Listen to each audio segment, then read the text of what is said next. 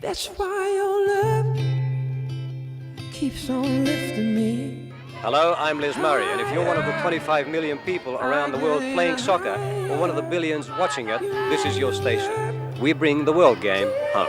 If you're a soccer fan, there's a pretty good chance you'll have to put up with my face on this screen more often than you think. I first met Les in 1983 at a football game, and Les was the cool, laconic, laid-back sort of guy. Remembering a lot of people had no experience in television, and Les was like the figurehead, the leader. In 2002, Les and Johnny Warren got in touch. So I knew, before I started to work with SBS, of course, the legend of both of them, and particularly the legend of Les Murray. He was flash, he was cool, he was hip. Don't forget, he was a rock and roll star before he went to SBS. He was a lead singer in the Rubber Band. I came to understand why people wrote and sang songs about him, and his career-long famed insistence on giving respect to the game. Good evening, buonasera, welcome to the World Game. Good evening, buenos noches, welcome. And hello again from the World Game. How was it that the Australians managed to pull this one off? This is the World Cup show coming to you from Berlin on a momentous day for football. He was spreading the message of football and the importance of football, how it brings people together, how that leather ball, it doesn't matter your race, your colour, your religion. Yeah, Perth was not as diverse in the early 90s. Definitely he was the voice that I remember, and I remember World Cup matches, I remember Australian football matches, and Les was that soundtrack to my football memories. One of the reasons the football community loved Les was because he championed showing World Cups on television. When he first started broadcasting, football was not particularly popular in Australia, and when I first started reporting on the game, women's football was not particularly popular in Australia. So it was great to be able to speak to somebody who understood what I was trying to do. He understood that of all of the sports in the world, football was the one that showed all of the cultures around the world and brought them to an Australian audience.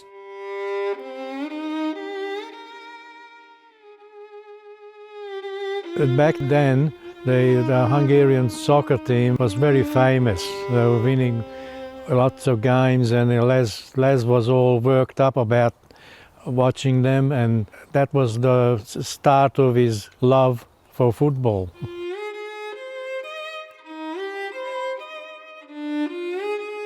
The revolution started, and we actually had to escape, catch a train with all forged papers.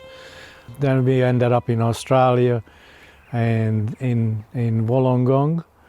Well, I was 13, but Les was 11, and we couldn't speak the language, and Les was actually very good at the languages. Les was very much a family man. He's got 2 daughters and 3 grandchildren, and he loved them all. He was very much into family, loved us as well, 2 brothers. We got together every Wednesday. Les loved to come because I was cooking, and he demanded if he come, I must cook Hungarian food. Les never forgot where it was that he came from, even as he became, in some ways, larger than his own life itself. I'm a refugee. In 1956, as a small boy, my family and I crossed the border from Hungary into Austria. From the early days, Les was a really strong supporter of Australia for UNHCR and all our events. As a refugee, how did you become a refugee? How did you end up finally in Australia? Well, we're going back to 60 years now, thereabouts. And the first time I became a refugee when the Nazis occupied Hungary. I think he came to most of our World Refugee Day events. He was also a guest speaker, and I think many people who've come also to those breakfasts year after year will remember him being a wonderful and warm interviewer of young refugee sports people. Because of the encouragement he gave, I started a women's football website called The Women's Game. And from there I started reporting on Australian women's football, following Les's lead of, if it's not there, I'm going to go ahead and start it, and have done so for the last 15 years. Les understood, you know, having come from abroad as a refugee, I think he understood what our multicultural communities needed here, and he certainly understood what broader Australia and Anglo-Australia people like me needed to see. Of course, his real name was Lazawerge.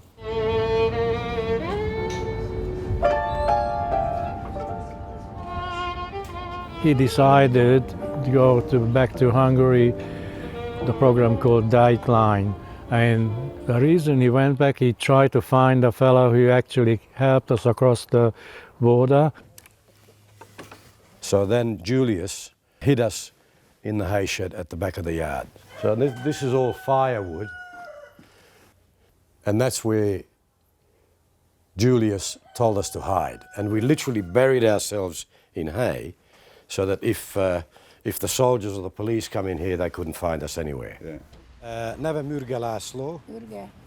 Ürge László. Én 11 éves gyerek voltam, itt laktam a D-blokkban. Tehát ön emlékszik? Igen. Emlékszik rá? Hát igen, hát kisrác volt igen. Ebben a házban. Leülhetek? Leülhetek? She remembers the family. Oh, you're kidding. Igen, és a szülők azok, és akkor elköltöztek maguk. Bírónénivel cseréltek, nem? Vagy kivel? Nem, elmondom a sztorit, mi diszidáltak. Diszidáltak. Diszidáltak. És hol laknak? Ausztráliában, Sydneyben. Jézus Mária. Oda mentünk. We wanted to honour Les Murray because he was such a great advocate for refugees and displaced people. Well, Les not only saw the potential for football to break down barriers, but during his whole life, I think that was a real focus for him, to break down barriers and bring people together, and particularly to support the most vulnerable, that is refugees and displaced people, driven both by his personal experience, but I also think by the many people that he met in his life and was a great source of encouragement and inspiration to many of them.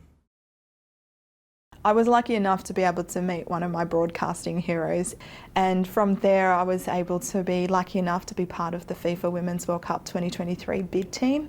And that moment of being able to be in a room where Australia and New Zealand were awarded the Women's World Cup, just indescribable. And I can really put a through line all the way to that day in 2020 because of just the impact that he had around the game, but also the impact that he had on me to chase my passion.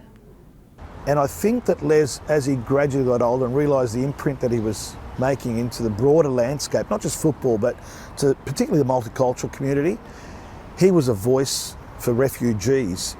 Les was a journalist and a broadcaster, but he actually became a social and cultural icon.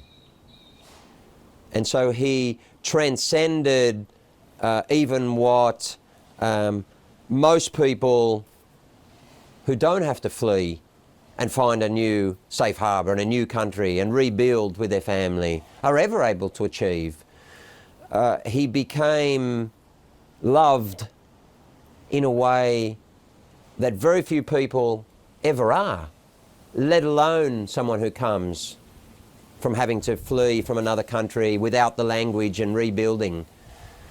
So he did something very special for all refugees in the country, and I would say for the country itself.